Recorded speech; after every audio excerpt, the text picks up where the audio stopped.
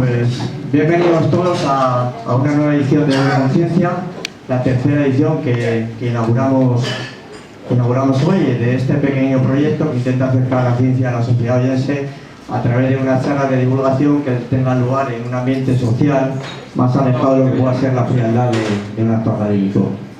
Permitidme un momento para decir que para mí esta es una sesión especial porque la mayoría sabéis por lo que he pasado, y me gustaría daros las gracias por los mensajes, apoyos y el cariño que me he demostrado en los momentos más difíciles de mi comparecencia, que sigue, pero en la que sin duda lo peor ya ha pasado, y en gran parte gracias a vuestra ayuda.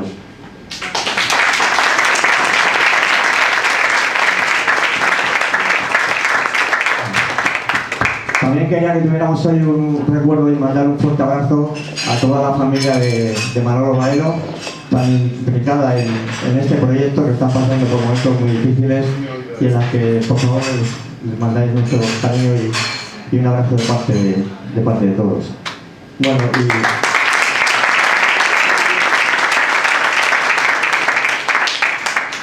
dicho esto, me gustaría recordar que el equipo organizador de Hoyo Conciencia somos Marisa Baelo, Teresa Martín Fillol y un servidor, pero que poco podríamos hacer sin el apoyo de instituciones, de asociaciones, de empresarios y de particulares que nos gustaría recordar para agradecer. Empezando por el Ayuntamiento de Hoyo. Y en especial queremos dar las gracias al nuevo equipo de gobierno por la continuidad y sobre todo a nuestra alcaldesa María Victoria Valderas y a Juan José Crespo, porque desde el primer momento, desde que empezamos esto, lo apoyaron incondicionalmente antes de estar en el equipo de gobierno, con su presencia, con sus comentarios, con su apoyo y su difusión, y en el caso de Juanjo además con su ayuda técnica, ya que nosotros no somos muy expertos en temas audiovisuales. También, por supuesto, al blog Cosas de Hoyo, que además de ayudar con la difusión y estar tan involucrado en el proyecto, permite disponer de un archivo audiovisual de las charlas, que es lo que mantiene la historia del proyecto viva. A los hosteleros de Hoyo Manzanares, en especial a José Antonio Matanzos, porque nos abren su casa y nos ponen a nuestra disposición sus equipos, sus medios y toda su infraestructura para que podamos desarrollar estas sesiones. A la librería de Hoyo, que fue un papel muy oscuro pero muy importante para que el acto social complemente la parte científica y salgamos todos muy contentos. Y por supuesto a mi casa, al Consejo Superior de Investigaciones Científicas, que apoya estas conferencias y nos permite disponer del catálogo de conferencias del CSIC en la Comunidad de Madrid para poder invitar ponentes. A la Real Academia de Ciencias, que a través de Antonio Hernando, a quien también le agradecemos su apoyo, pues también está involucrada y facilita que puedan venir académicos a ver estas charlas. A todos los ponentes de las ediciones anteriores, que con sus excelentes charlas han permanecido que el proyecto siga vivo, y sobre todo a los más importantes, los verdaderos protagonistas, que sois vosotros, por venir aquí a hablar de ciencia, que es lo que queremos. Así que muchas gracias a todos, y ahora para inaugurar esta tercera edición le cedo la palabra a nuestra alcaldesa María Victoria Valderas.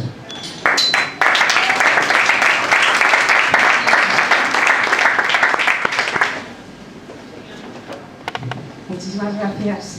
Bueno, bienvenidos, muchas gracias a Miki por estas palabras, y muchas gracias, Miki, y enhorabuena por tu recuperación, que aunque está siendo según tu lenta, yo creo que estás fantástico, que estás muy bien, y nos da muchísima alegría volverte a ver aquí en Hoyo Manzanares y con tanta fuerza y con tanto empuje para seguir haciendo este proyecto tan bonito como es Hoyo Conciencia, que como bien ha dicho comenzó el año anterior, en el 2023, 22-23, efectivamente, y que pues un proyecto que continúa porque es un proyecto de las asociaciones, es un proyecto de las personas, y yo creo que las instituciones solamente estamos para apoyar este tipo de proyectos, estemos quien estemos.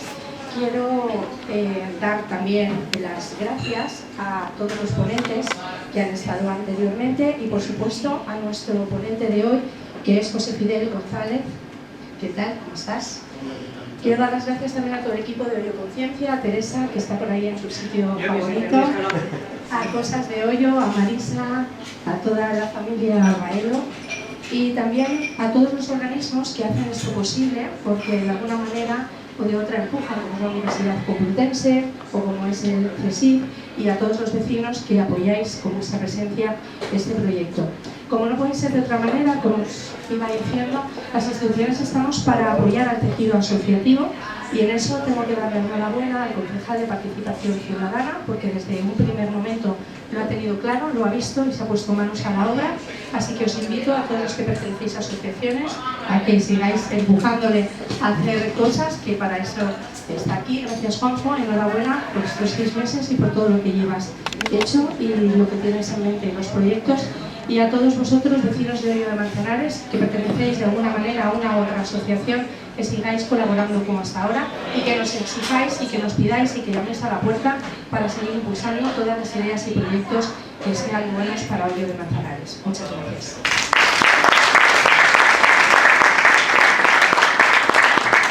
Bueno, pues ya sin más quería presentar al ponente de hoy, a José Miguel González Rocco, amigo, pero no le hemos invitado porque sea amigo, sino porque es muy bueno, como vais a ver ahora, y compañero en la Universidad Complutense de Madrid, donde compartimos los sinsabores de la carrera científica, que algunas veces por ahí por Moncloa, hasta que yo me marché al CSIC, y que vamos a volver a ser compañeros porque se va a trasladar el CSIC, ha tenido la buena idea y el buen tino de ficharle, así que se viene con nosotros.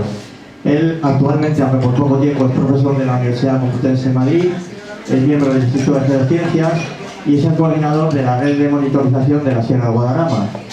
Bueno, tiene muchas publicaciones, congresos, reconocimientos. A mí solo me gusta recordar uno, y es que cuando la Unión Europea decidió montar el primer grupo de expertos en cambio climático y pidió a cada país un representante, pues el Ministerio se consideró que la persona más idónea era Fidel, y lo cual ya da una idea de su calidad científica. De la calidad como comunicador no voy a hablar porque lo vais a comprobar ahora.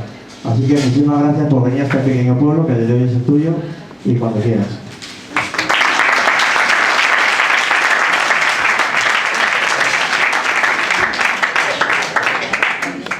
Hola, buenas tardes. ¿Está bien así? ¿Se escucha bien ahí detrás? Sí. Muy bien. Bueno, pues me lo has puesto así muy difícil. Lo primero que, cambiando el discurso, entonces, lo primero que voy a decir es bajen las expectativas después de la presentación y me decís que tengo que regular esto, si está... Vale, muy bien. Entonces, lo primero que quiero decir es, obviamente, gracias y gracias muy cariñosamente a Miki, porque es una historia de muchos años y me alegro mucho de la mejoría y la recuperación, porque sé que ahí ha habido preocupación. Y entonces hay un placer especial y eso aumenta con la edad, el volver a verse y reconocerse en actos a veces académicos. No es la primera aventurilla de este tipo y a veces con esta dimensión social, ¿verdad? Entonces, en esta dimensión social me gustaría felicitaros realmente y de corazón a todo el equipo organizador y también al equipo de gobierno, porque que exista este tipo de reunión, que exista debate sosegado, debate tranquilo, intelectual, debate de ideas, creo que contribuye en muchas dimensiones a la sociedad. Creo que transmite un mensaje educativo a la sociedad de cómo entendernos, de cómo compartir ideas, de cómo compartir formas de pensar. Incluso ante problemas tan complicados como el problema del que me gustaría hablar hoy y del que me gustaría compartir con vosotros. Entonces, felicidades al equipo de gobierno y felicidades o gracias a todos vosotros por venir. Desde luego rebasáis muchísimo las expectativas en este tipo de actos, hay mucha convocatoria. Felicidades por la convocatoria a los que lo habéis organizado. Gracias a los que estáis aquí y paso a contaros un poco qué he traído hoy, que es lo que me gustaría compartir hoy con vosotros. Los del fondo a la derecha, no sé cómo lo tenéis, porque con la proyección en esquina me ha preocupado, pero si veis que hay algo en lo que puedo ayudar, me paráis, me decís y los demás también. Entonces, hoy me gustaría hablar de cambio climático. El cambio climático es un problema que yo digo a veces, es un problema tipo gordiano, como el nudo gordiano de Alejandro Magno. Es un problema que tiene muchas dimensiones. Hay una que es la científica y sobre la que me gustaría pivotar. Pero obviamente cuando hablas de cambio climático desde un punto de vista científico, sale la dimensión social, a veces sale la dimensión política, salen los impactos en los ecosistemas, en la naturaleza, y si uno piensa en qué botones de nuestra sociedad toca ese problema, pues obviamente inmediatamente piensa en energía, ¿verdad?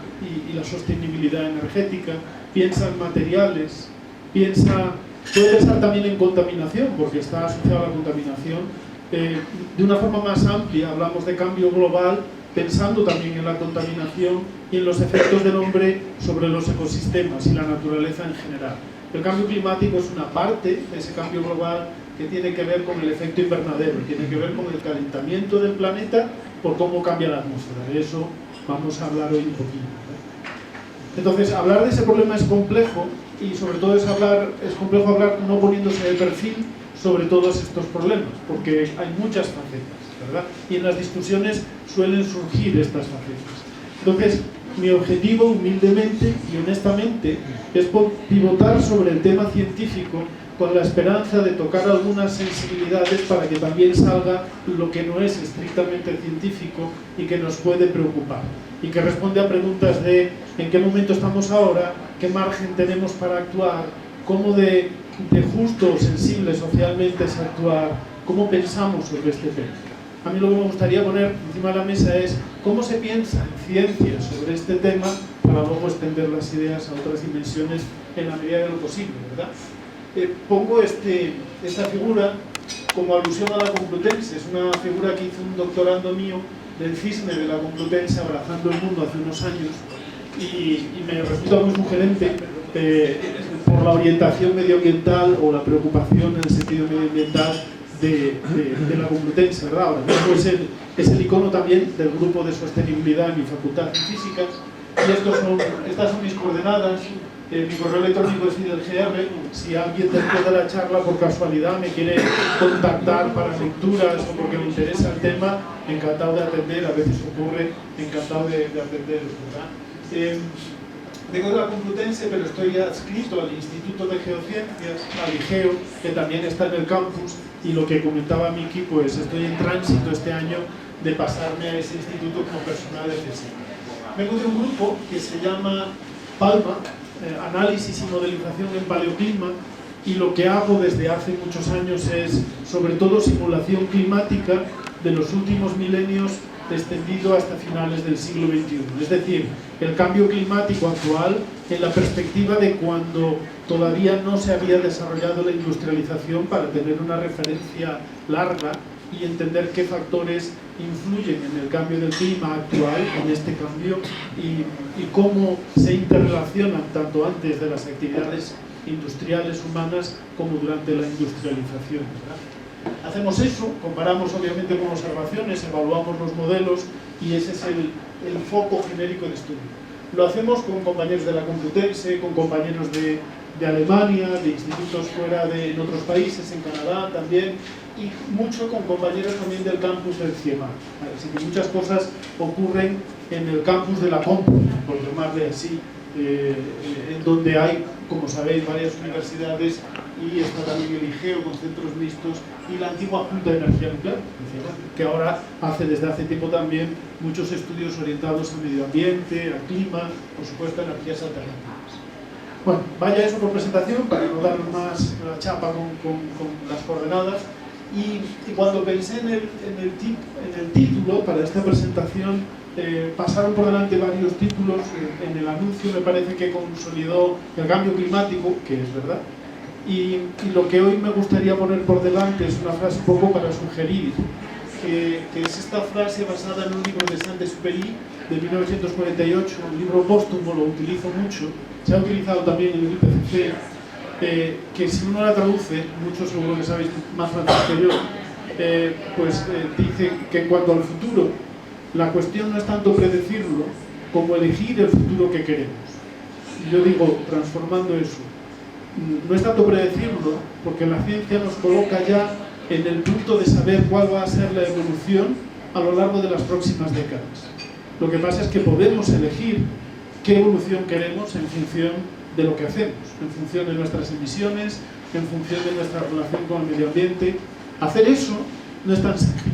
Realmente ponerse de acuerdo reducir emisiones, mitigar el cambio climático, a escala internacional alcanzar los acuerdos necesarios y mantenerlos, yo diría es realmente un problema complicado. Hacer la ciencia comparativamente es lo fácil, desde mi punto de vista. Hoy os voy a hablar de lo fácil, pero a lo mejor la discusión sale un poco de lo difícil también. ¿Con qué me gustaría empezar? Pues estas son las conclusiones. Ya para terminar, estas serían las conclusiones y esos son los mensajes que me gustaría transmitir.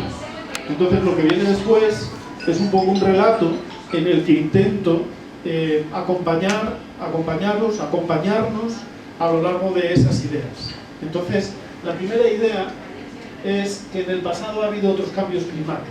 Al igual que las demás ideas, están parcialmente influidas para contestar a preguntas que hay en el ambiente. El problema del cambio climático no es solamente gordiano en el sentido de que es energía, es salud, es economía, es tecnología, todas las implicaciones que tiene, es ecosistemas, también es comunicación. Y en términos de comunicación siempre hay mucho ruido y se dicen muchas cosas. Entonces, a veces hay frases como el clima no para de variar, ha cambiado siempre y ha cambiado mucho en el pasado. Y esa frase es cierta, pero no es incompatible con la segunda, que es que en el presente también hay un cambio climático y lo producimos nosotros. Y en el pasado nosotros no estábamos. Comentaré ahora que el cambio climático es un problema que me gusta decir que es antropocéntrico, porque está centrado en la influencia y en la sensibilidad de la sociedad al cambio climático actual. Poco me importa que hace 50 millones de años desaparecieran los dinosaurios o que haya habido otras extinciones o otros cambios climáticos importantes, porque allí no había sociedades desarrolladas. Lo que subyace debajo del problema es si la sociedad actual es capaz de adaptarse con la suficiente celeridad a los cambios que están ocurriendo y va a seguir habiendo. Luego es un problema egoísta, humanamente, centrado en el hombre. Y desde ese punto de vista intentaré colocar el argumento. Es un problema de presente, pero podemos también evaluar los riesgos futuros. Podemos saber por dónde se va a mover el problema en función de lo que hagamos. Luego la ciencia puede informar a las personas que tienen responsabilidad de tomar decisiones de qué opciones tienen. Y en función de las decisiones que se pueden tomar, en función de los acuerdos a los que se pueda llegar, en función de los equilibrios de intereses, podemos informar sobre cuál es el resultado. La ciencia ofrece, por lo tanto, información y soluciones para tomar decisiones en la dirección de la reducción de emisiones. Eso es posible. También para adaptarnos, porque no podemos hacer que el problema desaparezca. Veremos por qué no podemos hacer que el problema desaparezca. ¿Por qué no podemos, aunque dejáramos de emitir mañana, ¿por qué persistiría el problema? No hacer nada con el problema socava la Agenda 2030.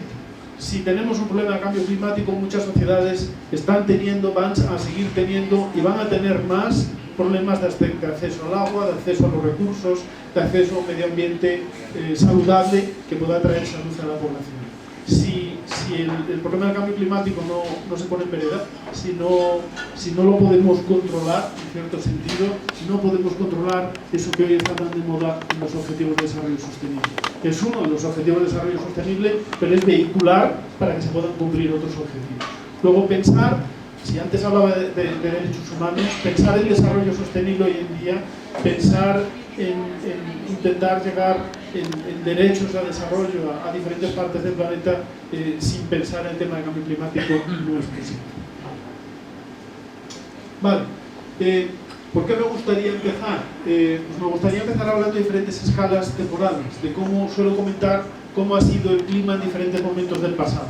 Las imágenes que hay detrás, los colores se ven mejor, podéis verlos algunos en aquel portátil, los colores se ven, están un poco tomados aquí, pero os acompaño un poco sobre la imagen y espero que podamos interpretarlo más o menos. Entonces hay imágenes que sin ir a gráficas, sin ir a curvas, sin ir a ciencia pura, transmiten ya de por sí un mensaje. Y este es el mensaje de cómo eran las cosas cuando nosotros no éramos. ¿Qué quiero decir con eso? Podría haber escogido diferentes momentos de tiempo en el pasado. Podría haber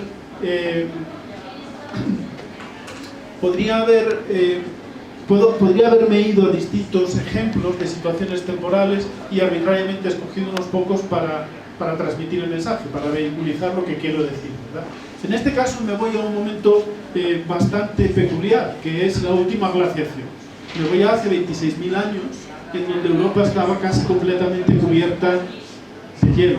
Si nos vamos a Gredos, que decimos de la Sierra de Guadarrama, podemos imaginarnos grandes glaciares, una extensión glaciar muy importante y un clima completamente diferente. Y nosotros no estábamos allí. No estábamos allí porque, aunque existíamos, el Sapiens está desde hace 20.000 años aproximadamente solo, antes con el Neandertal. Los últimos neandertales desaparecen en Huelva aproximadamente hace 25 o 20.000 años. Los Sapiens nos quedamos solos a partir de ahí, pero éramos cazadores-recolectores, no éramos sociedad. No quedábamos para una charla un día a las 7:30 de la tarde, no había bibliotecas, no había agricultura, había caza y recolección. Y por lo tanto un impacto en la fauna, eso sí está ahí, pero un impacto relativamente menor y sobre todo un impacto bastante nulo a escala global, ¿verdad? Eso se podría discutir incluso, pero lo podemos dejar ahí. Este es un ejemplo, unas imágenes de una cueva que existe hoy en día, y esa cueva está situada en este punto al sur de Marsella. Las imágenes de donde está la cueva es esta costa que hay aquí, y este es un croquis, y la cueva tiene su entrada a 36 metros bajo el nivel del mar en este punto. Si uno entra en la cueva, pues dentro se ve regular, pero algunos distinguiréis aquí algún caballo, cabezas de caballo, y aquí hay unos perfiles que a mí me gusta enseñar mucho de pingüinos. Los podéis identificar los que estáis más cerca. La cueva está datada en hace 27.000 años, el último máximo glaciar fue hace 20.000 años, glaciación pura y dura. Desde hace 11.000 años hemos pasado a un interglaciar. Un interglaciar es esto, no hay grandes glaciares en avance, la extensión de hielos es mucho más reducida, vivimos ahora mismo en un interglaciar y volverá a haber una glaciación. Ahora hablo un momentillo de eso. Luego hay cambios climáticos en el pasado sin que nosotros afectemos a ese tema, ¿verdad? Pero claro, para que haya pingüinos en Marsella, obviamente, y para poder pintar pingüinos en Marsella, la entrada de la cueva tenía que estar accesible, no a 36 metros bajo el nivel del mar. Luego el señor Sapiens, que va a pintar, entra en la cueva porque el nivel del mar está casi a 40 metros por debajo del actual. Eso quiere decir que obviamente este tipo de registros, sin ir a modelización, sin ir a otro tipo de fuentes de información, nos dice que ha habido grandes variaciones climáticas en el pasado sin la acción humana, tanto como para que hubiera hielo y ecosistemas muy diferentes a los actuales, como los del pingüino en el Mediterráneo, y tanto como para que el nivel del mar estuviese más bajo. Si pensamos en términos temporales, he traído unas cuantas gráficas, pero son sencillas, creo que os puedo acompañar a lo largo de estas gráficas. En estas gráficas os digo lo que os tenéis que fijar. Este es el presente y esto es 800.000 años atrás. Vamos a dejar de lado porque sabemos cómo ha variado en 800.000 años el nivel del mar, las temperaturas en distintos sitios del planeta, estas dos curvas, o las concentraciones de dióxido de carbono, que intensifican el efecto invernadero. Y lo que os quiero decir, sin ir a los detalles, es que si os fijáis en estas curvas, temperatura, nivel del mar y dióxido de carbono a lo largo del tiempo, todas hacen lo mismo. Estamos en un interglaciar, nos vamos a la glaciación, el clima se enfría, nos vamos a otro interglaciar hace 120.000 años, se llama el Eemian, lo conocemos, nos vamos a otra glaciación, otro interglaciar, otra glaciación, no tengo ni que mirar la pared, otro interglaciar, otra glaciación, y así en el último millón de años. Eso me dice que el nivel del mar, la temperatura y el dióxido de carbono están acoplados, lo que hace uno lo hace el otro. Y hoy sabemos que si cambias la temperatura, cambias el nivel del mar y cambias el dióxido de carbono. Y si cambias el dióxido de carbono, cambias la temperatura y cambias el nivel del mar. ¿Por qué? En el caso de las glaciaciones, primero hay que decir que es un fenómeno que ocurre cada cientos o decenas de miles de años. Lo que ocurre es que hay cambios en la posición relativa, son estas curvas, pero mejor lo explico yo así, hay cambios en la posición relativa de la Tierra respecto al Sol. ¿Cómo te llamabas tú? Javi. Javi. Si Javi es el Sol y yo soy la Tierra, no estamos colocados así. El eje de rotación de la Tierra está colocado 21 grados inclinado respecto a Javi, que está perpendicular al suelo. El suelo es la trayectoria de la Tierra alrededor de Javi, alrededor del Sol. Y la Tierra rota así en torno a sí misma, ¿de acuerdo? Bueno, si la Tierra estuviera siempre así, estos cambios no ocurrirían. Pero como una peonza, todos de chicos hemos tirado peonzas, la peonza nuta y la peonza precede.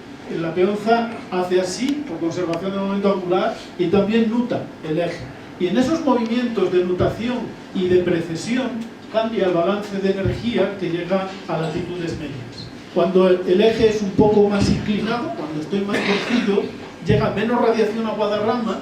Al llegar menos radiación a Guadarrama se funde menos hielo de invierno, no llega suficiente radiación en verano para fundir todo lo que ha caído en invierno y se va acumulando hielo. Cuando esto ocurre durante unos cuantos miles de años, acumulamos una masa de hielo importante y estamos en una glaciación. Cuando me estiro y estoy más en un ángulo menor, estoy más derecho, recibo la radiación, los rayos que vienen de Javi, los recibo más perpendiculares y los aprovecho mejor, como en la playa. Y lo que acaba ocurriendo es que la radiación que llega en verano funde toda la nieve de invierno y no se acumula hielo, sino que retrocede el hielo. Así, de una forma simplista, con algo más de física y con lo que llamamos procesos de retroalimentación, tenemos sucesiones de un estado climático de equilibrio durante unos cuantos miles de años, que es una glaciación, a un estado climático óptimo, que es óptimo para nosotros, que es un interglacial.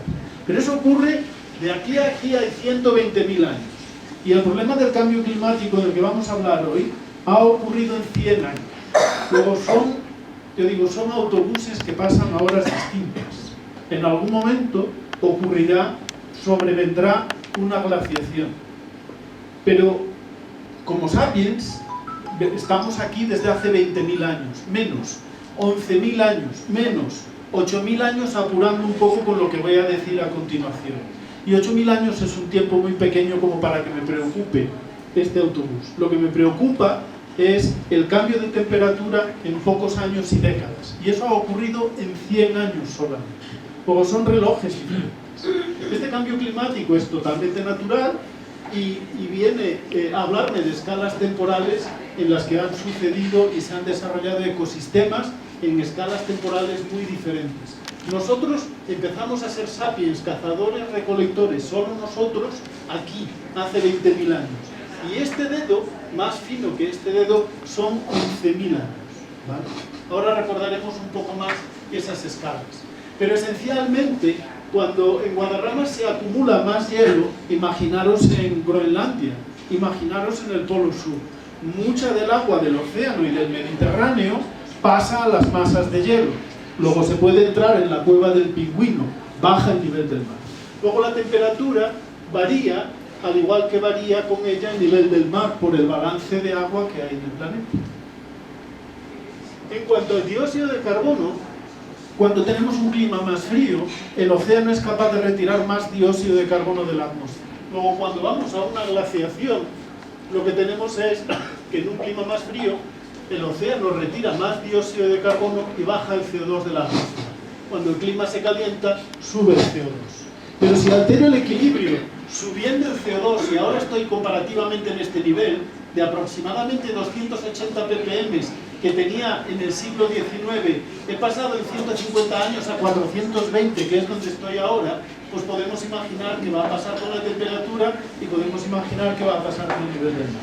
No hay que hacer cuentas, solo hay que hablar con el pingüino. Entonces, eso es una cuestión de poner una imagen, sin poner muchas gráficas. Simplemente es algo que ocurre en el equilibrio del sistema. Otra imagen, o parecido, lo que se pueda ver. Esta me gusta enseñarla porque muchos de los que estamos aquí ya tenemos una edad y vimos en los 90 la película del paciente inglés. ¿Os acordáis de esa? Es un libro de Mijail Ondaatje, muy chulo el libro, si os lo leéis es precioso. Y salía una cueva que es en donde esta mujer se muere y luego el aviador vuelve, si os acordáis, a recogerla. Esa cueva se llama la cueva de los nadadores. Y me gusta enseñarla porque es una cueva en donde hay registros por aquí, a pesar de que no se ve bien la imagen en el proyector, lo siento. tenemos pinturas rupestres de animales, de ganadería. Es una cueva de hace aproximadamente 10.000 años, y lo que tenemos es que ya no somos cazadores-recolectores, ya pastoreamos. Ya empieza a haber una sociedad, no agrícola todavía, pero ya nos empezamos a organizar, empezamos a ser. Y en esa cueva, se llama la cueva de los nadadores, no sé si veis las siluetas, porque hay dos perfiles de personas colocadas en horizontal como si estuvieran nadando. Entonces eso representa obviamente un estado hidrológico en donde tenemos ganadería, en donde tenemos pastos, en donde tenemos agua, y eso está ahora en el desierto que hay entre Egipto y Libia. El clima cambia y no fue culpa nuestra, no estábamos allí para eso. Pero no soy sospechoso de argumentar en contra del cambio climático, así que si digo esto, por algo será. Esto es más cerca, en el tiempo, los últimos 1000 años. Y también de nuestra época, no tanto de la vuestra, pero yo de vuestra edad era muy aficionado a las películas de vaqueros, ¿vale? Entonces, lo que muestro es una imagen de la zona de Estados Unidos, esta zona que se llama Cuatro Esquinas, en donde confluyen 4 estados, en donde vivían unos indígenas, unos indios, que se llamaban los Anasazi o los indios pueblo. Me gusta mucho enseñar estos ejemplos, y este tipo de cultura luego pasaron más tarde a ser los indios de las praderas, pero en el siglo VIII, siglo IX, siglo X y XI vivían en construcciones que se llamaban, que son como esta. Como veis, esto es un acantilado, este es el palacio del acantilado, está colocado aquí, y en estas construcciones defensivas en el propio acantilado, esto es gente visitando, ya veis la comparación de tamaños, y en esas construcciones ellos vivían, les llamaban los indios pueblo, porque tenían la costumbre de construir, hacer grandes pozos de agua y ser muy diligentes con el cuidado del almacenamiento del agua, porque no sobraba. Estas gráficas que tengo aquí vienen de dendrocronología, van desde el siglo, me lo tengo que imaginar, desde el siglo IX hasta el siglo XII, ¿vale? No se ve muy bien. Y las rayas marrones y verdes indican más seco o más húmedo, en función del crecimiento de los árboles en esa época. Y tenemos mucha confianza o buen conocimiento de que hubo épocas muy secas y épocas más húmedas, que es cuando las rayas marrones son más chicas, como aquí, o hay más rayas verdes. Entonces, en general, ocurre que cuando había una época húmeda, existía un crecimiento poblacional, y lo que tenemos en esta línea es número de fabricaciones o número de construcciones. El mensaje, sin ir a la gráfica, es que obviamente cuando sobraba el agua crecía más la población, y obviamente crecía más la construcción, y cuando faltaba el agua se reducía el número de construcciones porque no había recursos suficientes.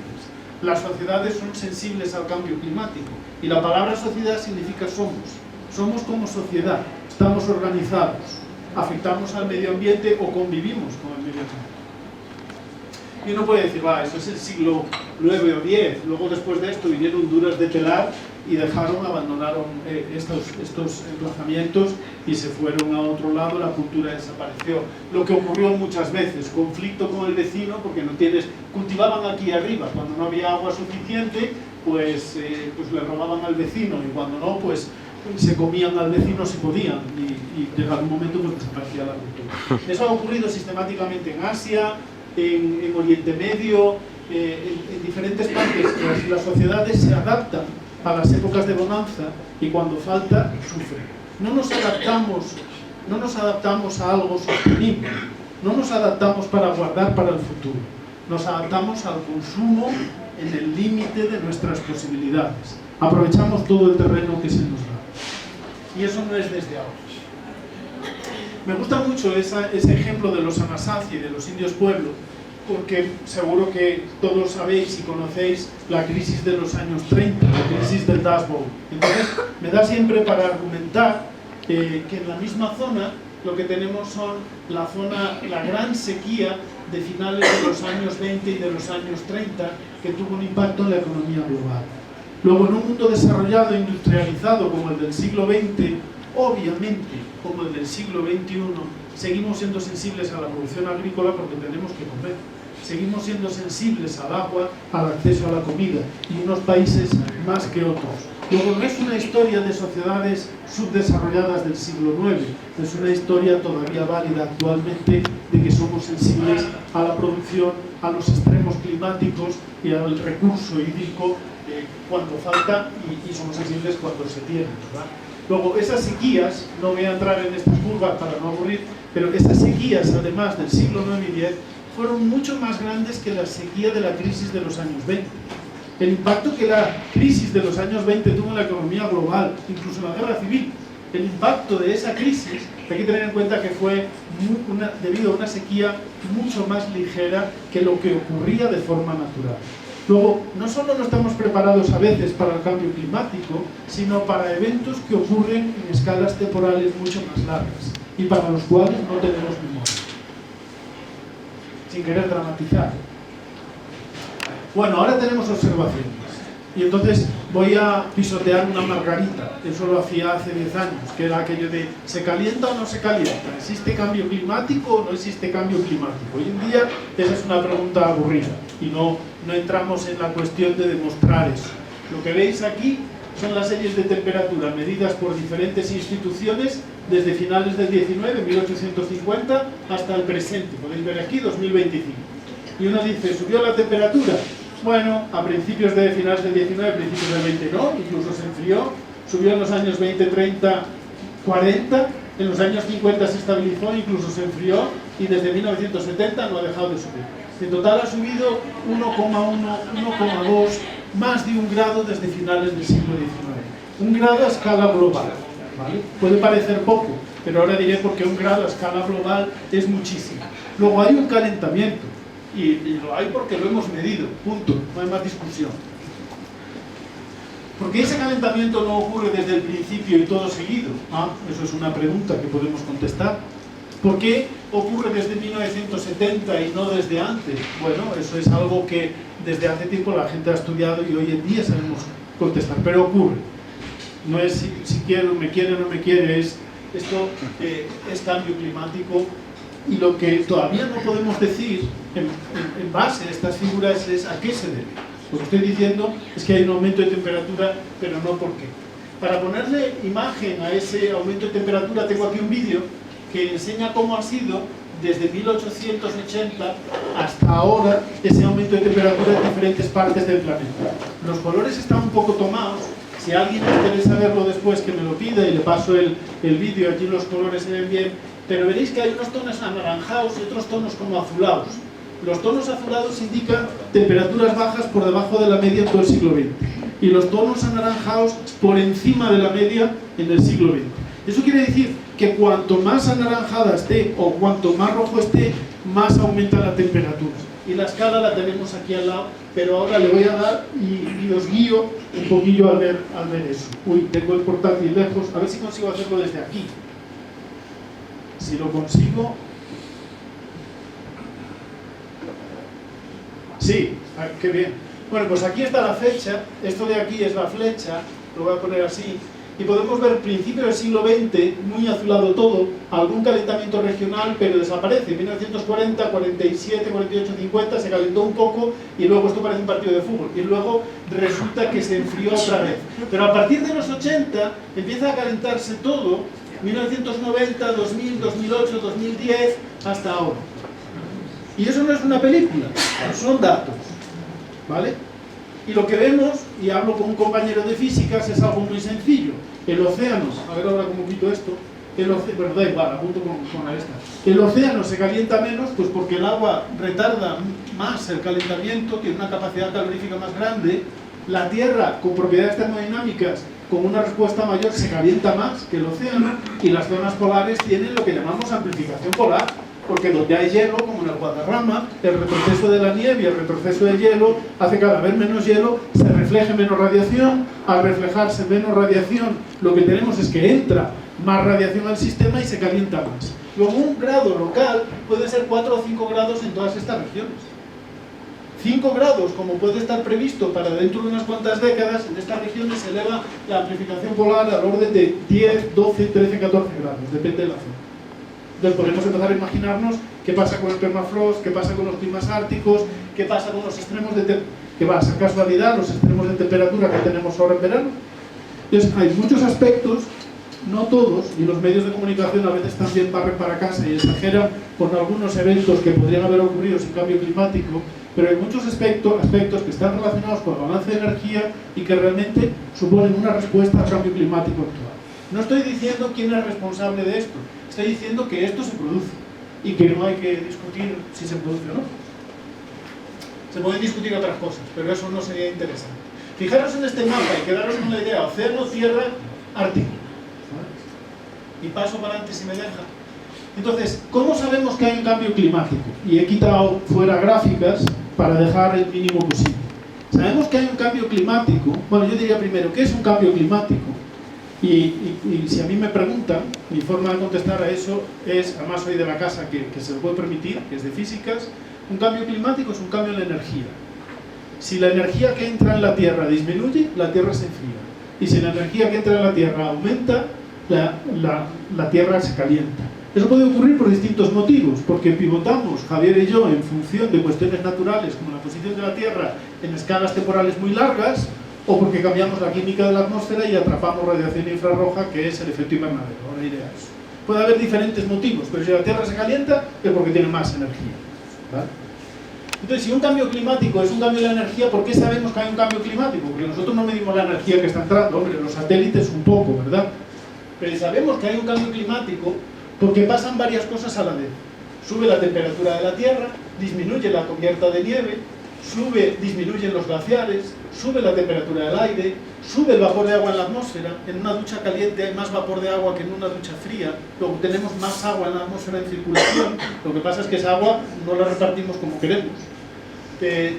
Sube la temperatura del océano, o por ejemplo aquí no está puesta, las temperaturas de la estratosfera, por donde vuelan los aviones, bajan. Porque si suben las temperaturas de la atmósfera baja, atrapamos más radiación en la atmósfera baja. Lo que ocurre en la estratosfera es que ahí llega menos radiación de la Tierra y esa se enfría. Luego, es como una película de CSI. No sabes quién es el asesino por un motivo, lo sabes por varios que son consistentes. ¿Me estoy explicando? Sí. Hay varios indicios que, si son consistentes, te están diciendo esto está ocurriendo. Y bueno, además de eso, hay más fuentes. Tenemos modelización, tenemos física y sabemos por qué se produce. Y cuando ya sabes por qué se produce, además puedes atribuir las causas. Pero si uno mira diferentes partes del sistema, no hace falta que os fijéis mucho. La temperatura del mar sube. El nivel del mar es esto, en centímetros desde el principio del 19, pero ves, este es el nivel del mar observado. La escala es pequeña, pero el nivel del mar global, por si alguien dudaba de qué pasaba con el nivel del mar, y es lo que sube más recto que nada. Bajada de hielo marino en el Ártico en el verano. En fin, aquello del pato. Si hace cuá como pato, es blanco, camina como pato y tiene pies de pato, pues yo no me voy a entretener más. ¿De dónde viene esta idea? Pues de lo que pasaba en la física del siglo XIX. Aquí Vicky, o si estuviera Antonio Hernando con el electromagnetismo, pues lo contaría bien, ¿verdad? Entonces, en la física del siglo XIX estaban viendo cómo era la radiación, el espectro de Planck a principios del siglo XX, la radiación solar, el espectro electromagnético. Conocemos las estrellas y las galaxias indirectamente por la radiación electromagnética que recibimos de ellas. Bueno, pues en aquel momento había quien se planteaba, Stefan Boltzmann, esto es algo que los chavales de primero estudian en física, yo creo que en enseñanza media algo también, se planteaban cómo era el equilibrio energético de un planeta. Y decían, puedo calcularlo, lo podemos calcular rápidamente. Luego, si el planeta no tiene atmósfera, tendría que salir que el equilibrio energético de la Tierra da una Tierra con una temperatura de menos 18 grados centígrados. Menos 18. Sabemos que no tiene menos 18, obviamente, y no sería el planeta que vemos ahora. Pero si a la Tierra le pones atmósfera, lo que ocurre es que esta atmósfera deja pasar la radiación solar, la atmósfera salvo las nubes, el ozono que come radiación de ultravioleta y un poco que se le come al espectro de Planck, al espectro que nos viene del Sol, al espectro de radiación solar extraterrestre. La radiación la radiación solar de onda corta pasa limpiamente y es absorbida por la Tierra o reflejada, si hay hielo, voy a apuntar con esto, o reflejada. Pero la Tierra se calienta y cuando la Tierra se calienta emite. Y al calentarse por la radiación solar emite estas flechas en rojo, pero en una ventana de frecuencias, decimos nosotros, distintas, a una temperatura más baja. Es una cuestión de electromagnetismo, de radiación. Es como un coche en verano al sol. Tienes un coche blanco y tienes un coche negro. Los dejas al sol y ya sabéis lo que pasa en 2 horas. el coche negro obviamente va a alcanzar una temperatura más alta. Eso es por el albedo. Al retroceder la cubierta de hielo, aumentamos la temperatura y el coche negro busca un equilibrio que es mayor en temperatura. La Tierra tiene que buscar un equilibrio con el Sol. La variación de radiación solar no es mucha, pero lo que cambia es la química de la atmósfera. Y si tenemos una atmósfera que devuelve flechas rojas, que interacciona con la radiación infrarroja, ese es el efecto invernadero, si la atmósfera hace que rebote mucha radiación de la que emite la Tierra, estas flechas que vuelven recalientan el sistema. La atmósfera es como una manta que pones encima de la superficie. Si esa manta es más espesa, lo que hace es evitar que salga radiación de la Tierra. No es que entre más radiación en la Tierra, lo que hace es evitar que la Tierra emita hacia afuera y se enfríe. Eso eleva la temperatura del planeta y hace que tenga 15 grados centígrados y que podamos vivir en él. Luego, gracias al efecto invernadero vivimos. Existe la vida como la conocemos y es el planeta como lo conocemos. Ahora bien, si lo que hacemos es emitir muchos gases de efecto invernadero, lo que voy a tener es más retorno de flechas rojas. Lo que voy a tener es un mayor retorno de energía. Voy a calentar el planeta porque la manta es más espesa. Y el efecto invernadero lo que hace es atrapar más energía de la que sale, aumentando la temperatura del mismo. Entonces, nuestra hipótesis es que, hipótesis en esta charla, sabemos que se debe a eso. Nuestra hipótesis es que este aumento de temperatura se debe a que hemos cambiado la química de la atmósfera. ¿Hemos cambiado la química de la atmósfera realmente? Pues si nos vamos a mirar el dióxido de carbono, esta es la gráfica instrumental más antigua que existe instrumental. Tenemos registros de dióxido de carbono desde hace millones de años de forma indirecta. Luego, si queréis, os lo puedo contar. Pero instrumentalmente, desde el año 58 en Hawái, se ha medido el dióxido de carbono y hace esto. A principios de la revolución industrial había del orden de 260 a 270. Lo comenté en la gráfica del pingüino. En los años 50 había del orden de 320 aproximadamente. Y desde entonces, con un ciclo anual, no ha parado de subir. Estamos ahora en 420. Lo que vemos aquí es, a mí me gusta decir, vemos al planeta respirar. En función del verano del hemisferio norte y el verano del hemisferio sur, lo que vemos es una emisión de un cambio en la concentración anual de dióxido de carbono, pero que aumenta sistemáticamente. Si me voy a registros de hielo polar, yo sé que este dióxido de carbono estaba en 260-70 en el siglo XIX y estamos muy por encima de lo que ha habido pues cuando las calaveras de Colón, cuando los vikingos y a lo largo del último milenio. Y estamos muy por encima de lo que ha habido cuando estaba el Sapiens y a lo largo del último millón de años. Hemos superado en 150 años la química de la atmósfera que ha habido en el último millón de años. Y eso lo hemos podido hacer por las emisiones de la combustión de combustibles fósiles. Y sabemos que es así. Sabemos que esas concentraciones vienen de nuestras emisiones industriales. Ahora que sí somos a tope. Ahora que sí quemamos carbón primero y luego petróleo y luego lo que toca a tope. Y con eso que quemamos cambiamos la concentración, la química de la atmósfera de esa forma. Pero ¿realmente tiene el dióxido de carbono el poder de cambiar el balance energético para generar el aumento de temperatura que hemos visto? ¿Realmente puede ser ese el responsable? Entonces, para explicar eso en detalle, os tendría que hablar de un modelo climático. Y hoy no podemos hablar de un modelo climático. Pero seguro que a todos os suenan las ecuaciones de Newton, ¿verdad? Y a muchos os sonarán las ecuaciones de fluidos, de Navier-Stokes, a algunos. Las ecuaciones de Navier-Stokes es como las ecuaciones de Newton, pero para los gases y los fluidos como el océano.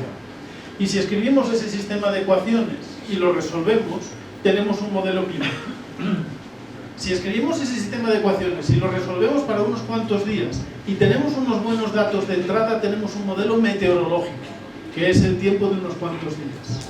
Y que solamente puedo predecir durante unos cuantos días, porque depende de las condiciones iniciales. Me va a permitir una transgresión. Si sabéis de ecuaciones diferenciales algunos, la meteorología es un problema de condiciones iniciales, porque puedo predecir por tener muy buenos datos ahora. Y el clima es un problema de condiciones de contorno. Esto es para si hay alguno que... Eso significa que si puedo controlar, saber cuál es el balance de energía, puedo saber cómo es la solución a largo plazo. No voy a saber si en 2030 el 4 de enero es día o frío, es día cálido o día frío, pero voy a saber que es invierno o esos años en general van a ser más cálidos que los de ahora. Eso sí lo puedo saber. Entonces, un modelo es un conjunto de ecuaciones y no entro en más. Pero os voy a enseñar algunos modelos para que veáis el grado de realismo si la imagen lo permite. Entonces, si pincho aquí, esto es una simulación, si funciona, porque tenía wifi. Venga, dime que sí. Lo he probado en casa, porque el portátil me queda lejos. En el portátil funciona, sí. Se ve en el portátil, gracias, pero no se ve aquí. Arrastrado. ¿Cómo? No sé por qué.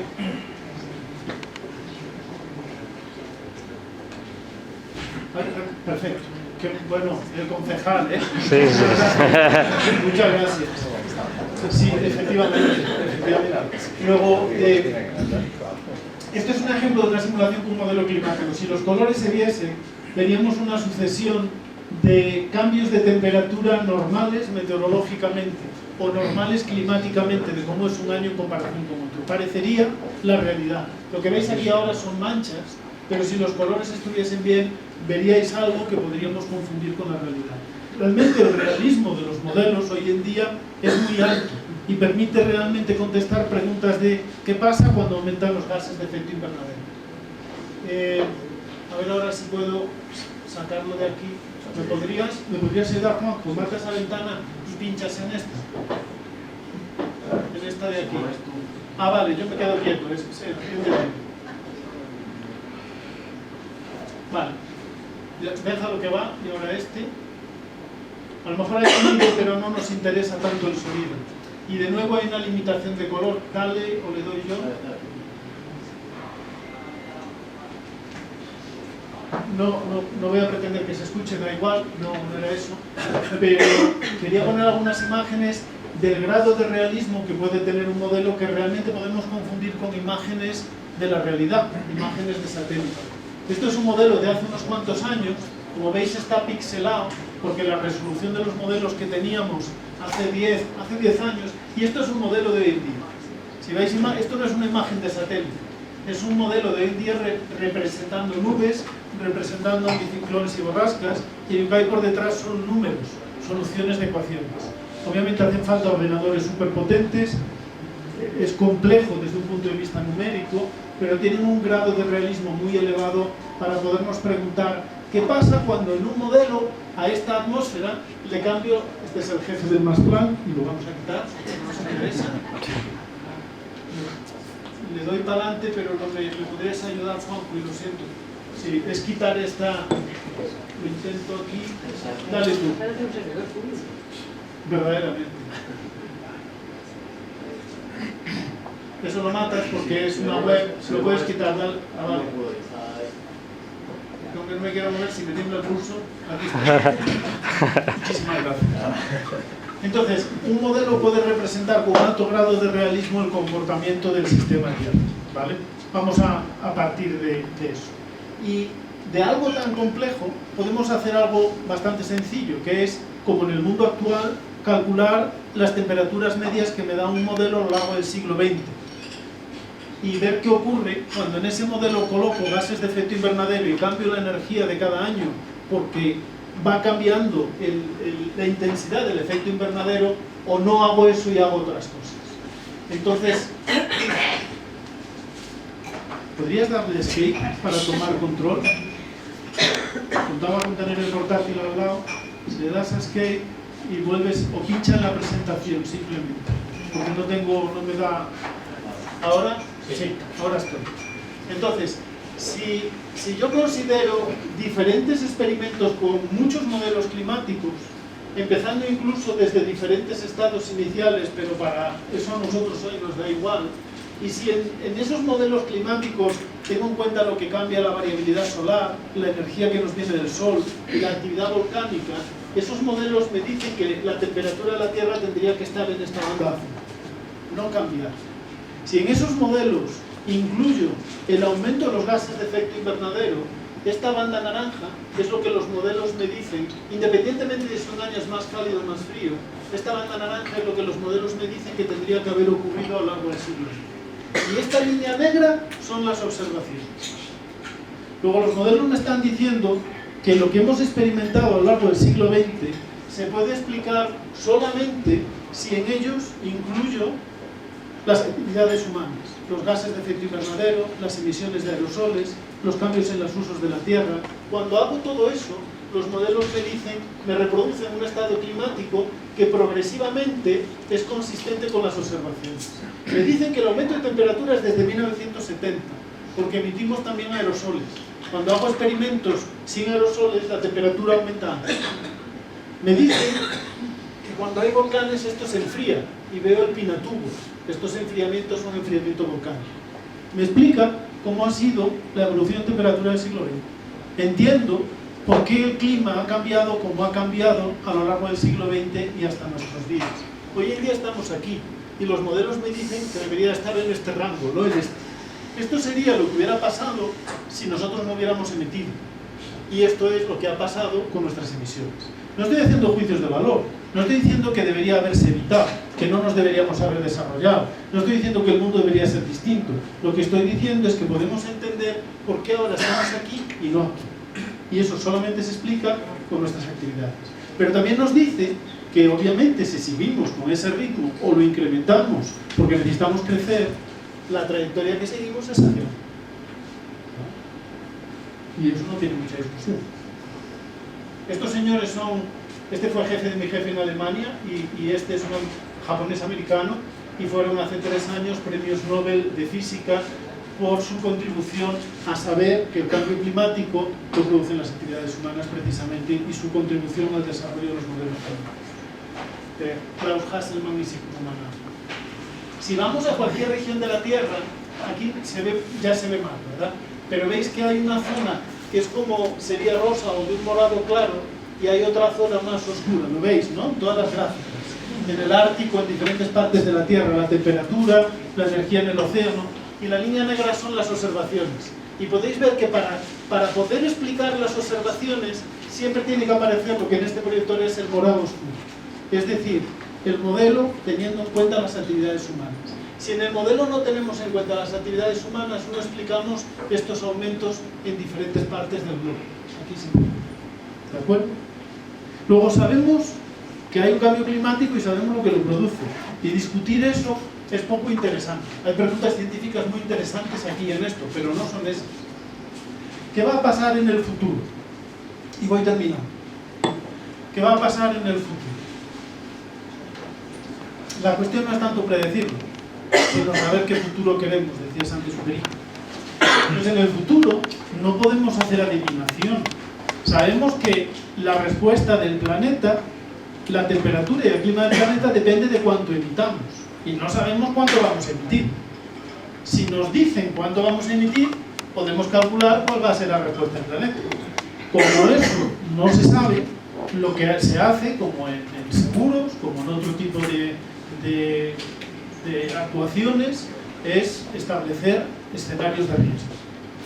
Entonces se hacen escenarios de riesgo condicional a decir, si siguiésemos por una trayectoria en el año 2050, desde ahora, aumentando las emisiones de gases de efecto invernadero, y luego, bueno, tampoco podemos aumentarlas indefinidamente porque el petróleo no va a durar siempre, pero si siguiéramos con las emisiones de dióxido de carbono por esta trayectoria, la concentración que produce en la atmósfera esas emisiones seguiría aumentando a este ritmo. ¿Vale? Esto es un escenario. Si siguiésemos emitiendo, pero no tanto, porque hacemos una transición energética y también tenemos las renovables y tenemos una tecnología que es más eficaz y podemos crecer económicamente sin hacer tantas emisiones porque somos tecnológicamente mucho más eficaces, y eso es discutible, estaríamos en un escenario intermedio. Si quisiéramos seguir por el Acuerdo de París, que os sonará a muchos, entonces las emisiones tendrían que llegar a cero. Aquí estamos en el Acuerdo de París en 2050, ¿vale? Y entonces después no tener emisiones. Llegar a cero porque dejamos de emitir y porque somos capaces de retirar carbón de la atmósfera con tecnología de retirada de carbón. Todo eso se tiene en cuenta. Entonces, para cada uno de estos escenarios, las concentraciones de la química de la atmósfera es una química más rica en dióxido de carbono, en metano, en otros gases, no hablo mucho de dióxido de carbono por simplificar, o es una química menor rica en dióxido de carbono y la cosa deja de subir, o estamos en medio.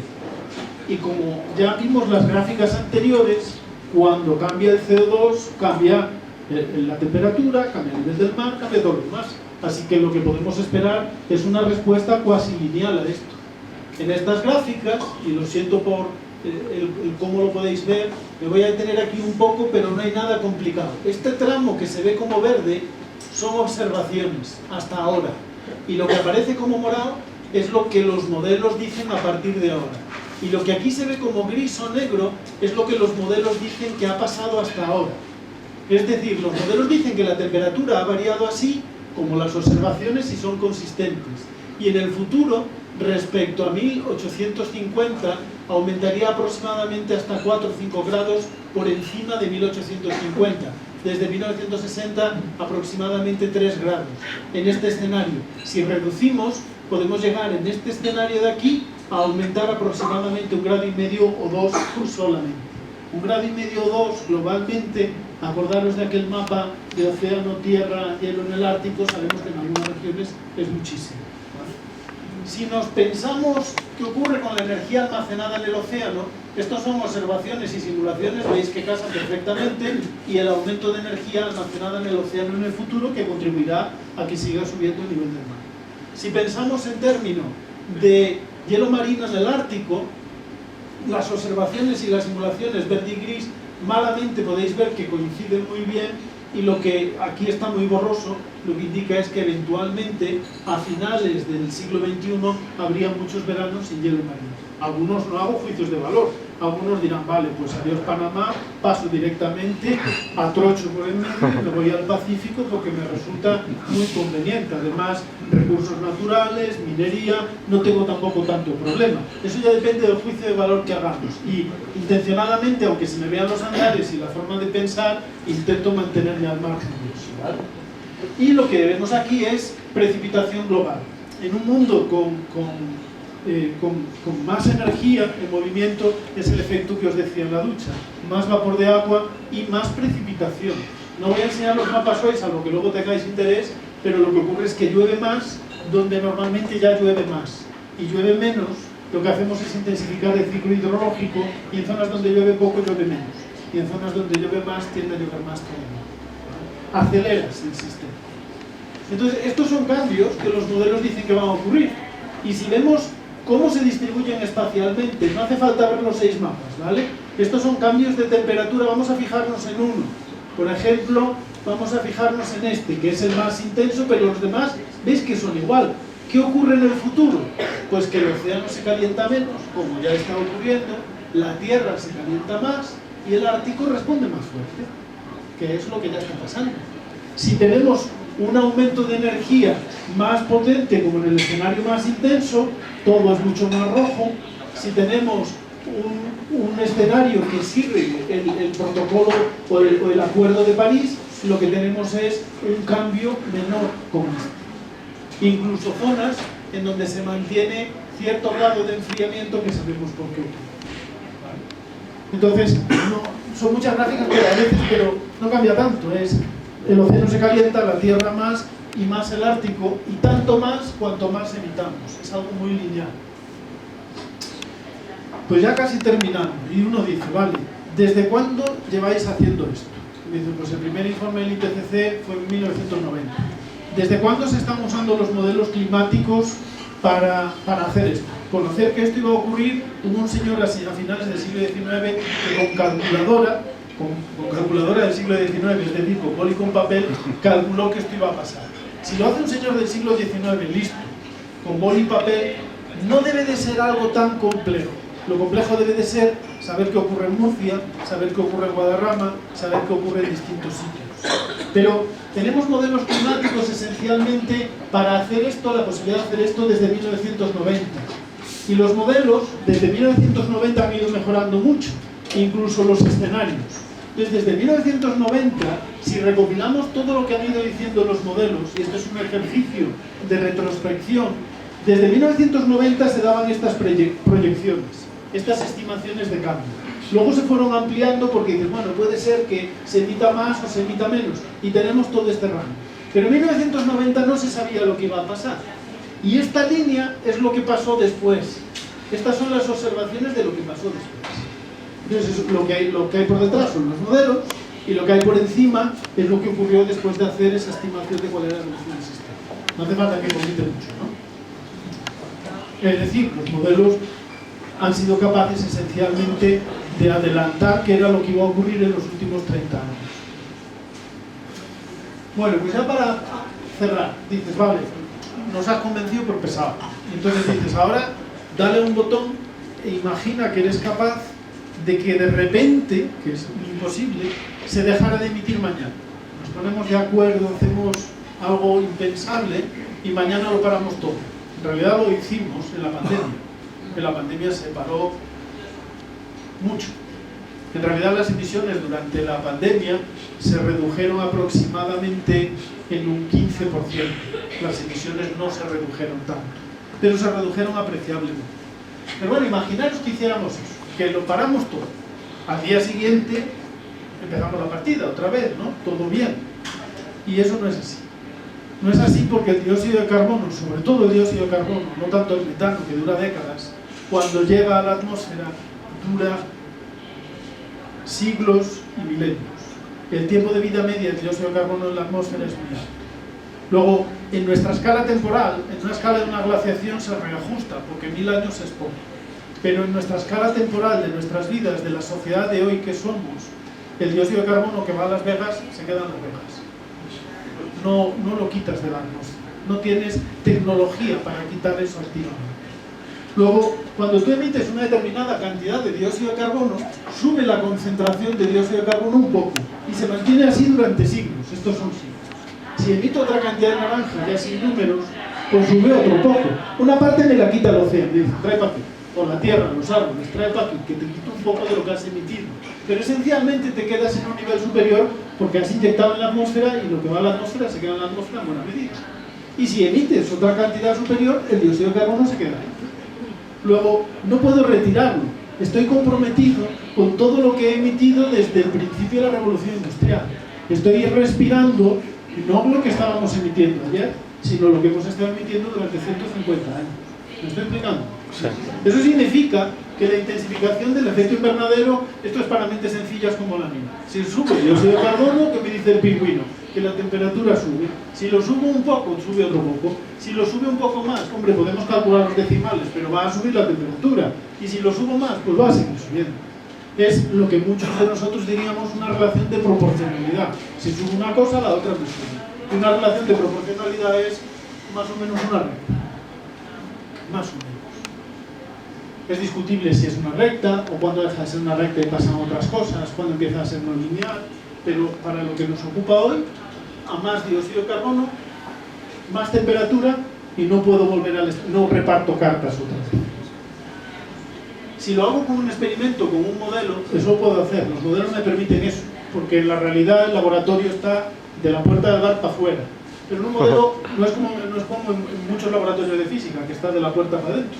Pero en un modelo puedo permitirme el lujo de decir, imagínate las observaciones históricas, y en este momento voy con el modelo azul o el modelo rojo, que tiene mucha computación por detrás, y digo, ahora quito las emisiones, las paro.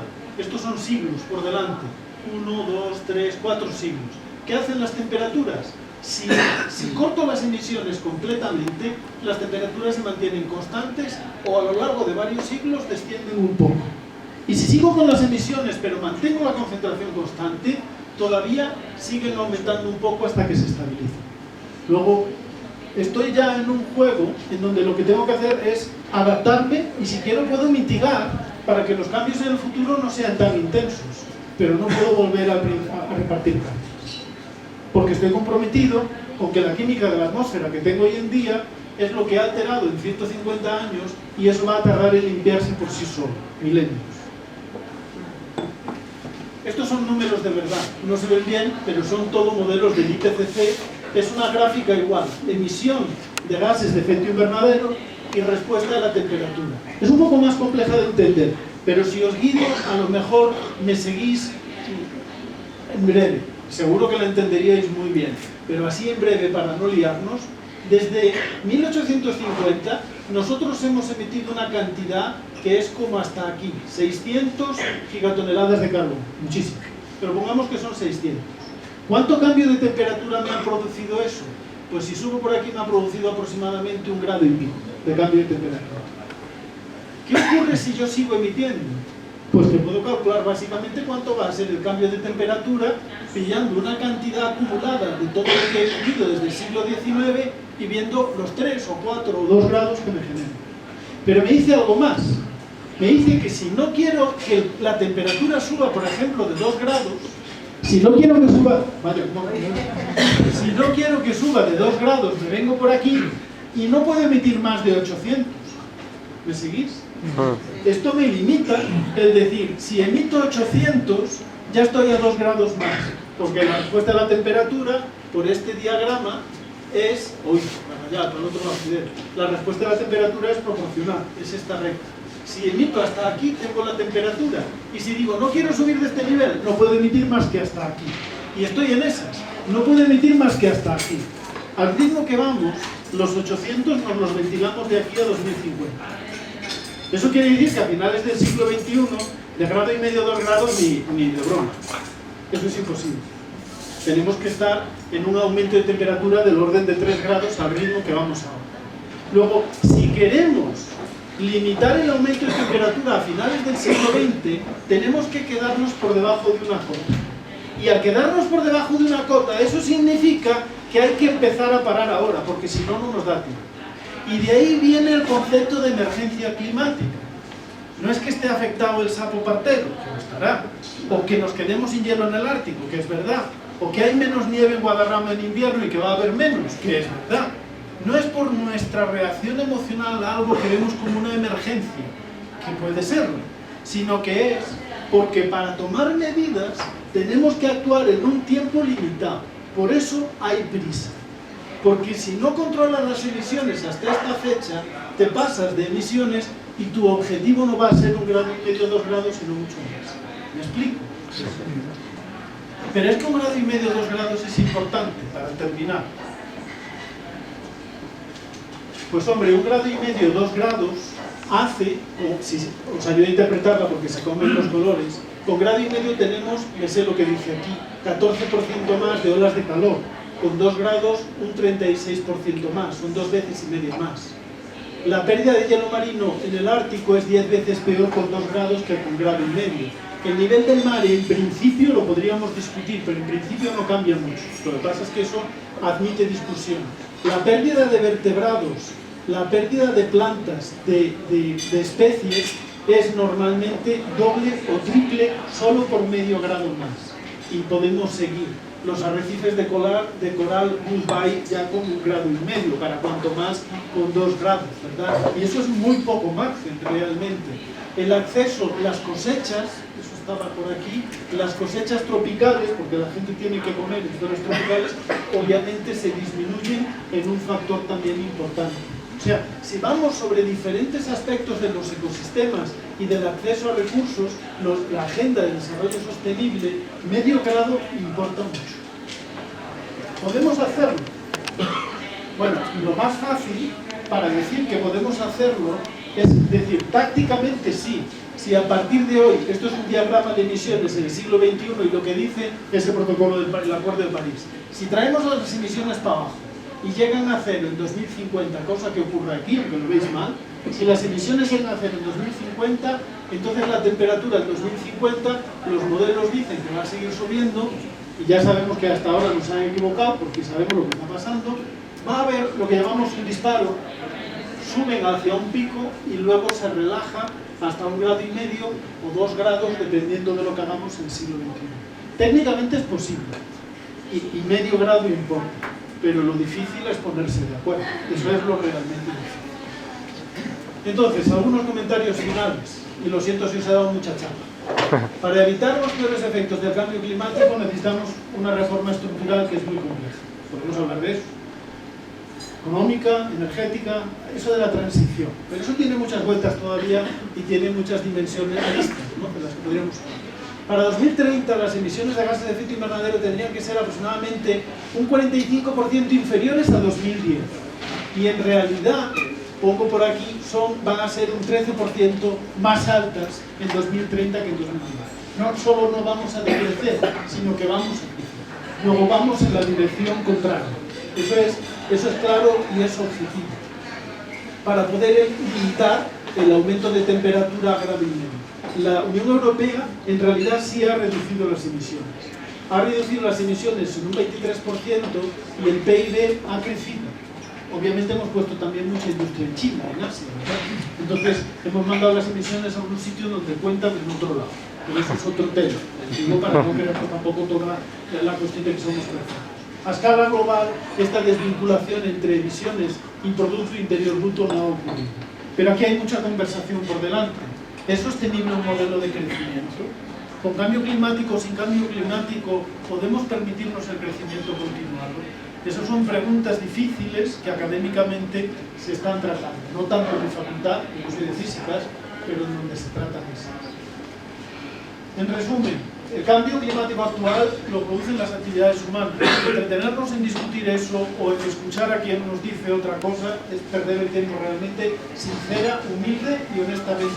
Podemos evitar la evolución climática, estimar la evolución climática futura y podemos mitigar. Podemos reducir las emisiones y adaptarnos al cambio que tenemos por delante. Eso lo podemos hacer. Es posible limitar el aumento de temperatura, pero las transformaciones que tenemos son muy grandes. No queda otra que adaptarnos a parte de ese cambio. Y realmente lo más complicado es ponernos de acuerdo. Ahora bien, si no nos ponemos de acuerdo y esto sigue así, cosa que no es impensable, o si sigue muy así, aunque sea un poco mejor, pero todavía muy así, la Agenda 2030 de Objetivos de Desarrollo Sostenible es ciencia ficción. Muchísimas gracias por vuestra...